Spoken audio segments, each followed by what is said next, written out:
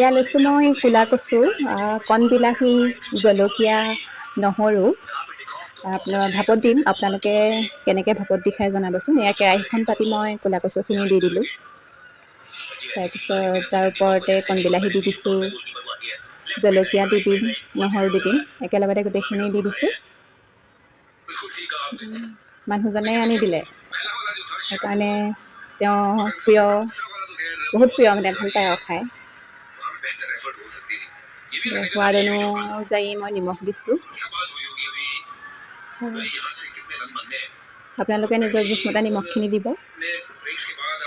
পানী অকণ দি দিছোঁ, কাৰণ মানে মোৰ পানী নিদিলেও হয়, কচুৰ পৰা পানীটো ওলায়। এতিয়া বাৰু ইমান নোলায়, মোৰ মানে কেৰাহীখনত লাগি ধৰে, সেইকাৰণে তলতে অকণমান পানী অকণ দি দিছোঁ, পানী দি ঢাকি দিছোঁ।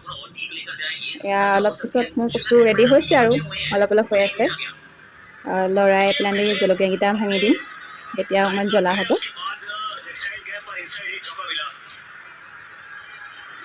হৈছেগৈ আৰু অলপ বাকী। মোক মানে দুপৰীয়াই আনি দিছিলে, দুপৰীয়া চব্জি বনাই দিব লগা হ'ল, সেইকাৰণে ৰাতিয়ে বনাই দিছোঁ আৰু মানুহজনে খাই ভাল পায় যেতিয়া। সেইফালে বেকগ্ৰাউণ্ডত খেল চলি আছে যে, IPL চাই আছে। মোৰ কচু ভাপত দিয়া ৰেডি হৈ গ'ল। দেখিবলৈ ধুনীয়াই লাগিছে বাৰু, এতিয়া খাই চালে গম পাম।